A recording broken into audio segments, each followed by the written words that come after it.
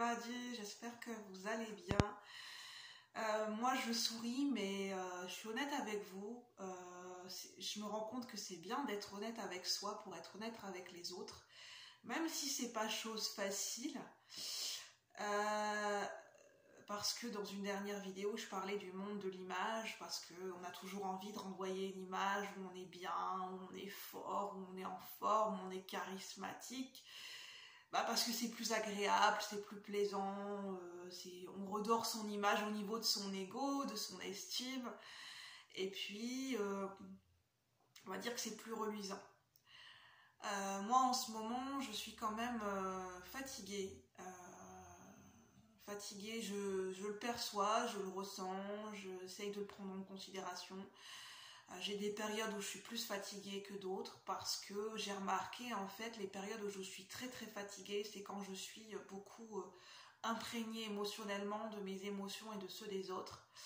Et ça travaille beaucoup au niveau émotionnel.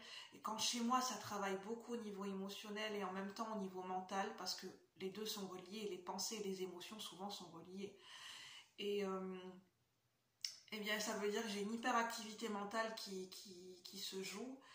Et après, comment ça se répercute chez moi? J'ai une fatigue physique intense. J'ai les trois qui sont liés. Fatigue émotionnelle, fatigue mentale, fatigue physique. C'est le jackpot gagnant. J'ai les trois en ce moment. C'est pas pour dire que je me plains. C'est simplement que, voilà, c'est bien de faire un état des lieux. Moi, je sais qu'en ce moment, voilà, j'ai besoin d'être stratégique dans ma manière d'avancer et d'agir parce qu'il y a cette fatigue qui est là.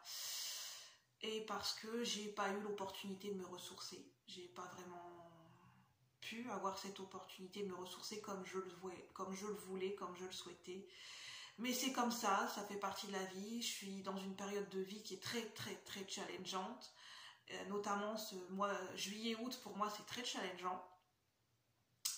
Notamment au niveau relationnel. Et ce que j'avais envie de vous parler, c'est que ce que je suis en train de me rendre compte, c'est que l'importance d'apprendre à se respecter. Et qu'est-ce qu'on récolte quand on n'a pas appris à poser ses limites, quand on n'a pas des limites qui sont claires, et quand on n'est pas au clair, et quand on n'est pas ancré dans nos propres limites, dans le fait d'être hésitant. Ça peut donner lieu, on est testé par la vie, on est testé par des relations, mais t'es sûr que tu veux ça? Est-ce que t'es sûr, par exemple, quand on va dire non, en fait, c'est comme si les gens vont pas capter ce non, vont pas réceptionner ce non, et c'est pas un non qui est franc et qui est clair, donc les gens vont, des fois, pour une situation, vont revenir. Mais t'es sûr que c'est vraiment non? Et est-ce que ce non, ça pourrait pas être un oui? Est-ce que finalement, t'as pas envie de changer d'avis? Et moi, je suis testée là-dessus et j'essaye de tenir bon et de me dire, c'est ok de dire non, on a le droit de dire non. Et un non, c'est non en fait. Non, ça veut pas dire un oui. Non, c'est pas un oui, non, c'est non. Quand c'est non, c'est non. Et que quand on dit non, ça je commence à le comprendre, je l'ai déjà entendu. Non, quand on dit non à quelqu'un ou à une situation, ça veut dire oui à soi-même. Quand on dit non, on se dit oui à soi-même. C'est pas non pour dire non à la personne pour embêter le monde, c'est non pour se dire oui. C'est un non où on se dit oui pour se respecter. Parce qu'on n'est pas disponible émotionnellement, parce qu'on est fatigué, parce qu'on sent que cette situation elle va pas dans le sens de notre intégrité, ça va pas dans le sens de nous respecter, ou parce que ça touche à nos limites personnelles.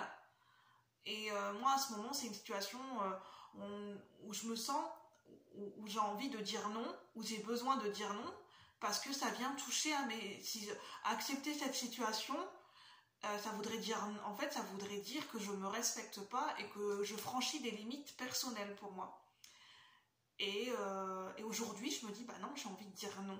J'ai envie de tenir bon et j'ai envie de tenir ce non. Et je suis challengée là-dessus. Sur quelles sont mes limites. Quand est-ce que j'ai envie de dire oui, quand est-ce que j'ai envie de dire non, quand est-ce que j'ai le besoin de dire oui et j'ai le besoin de dire non. Je pense que c'est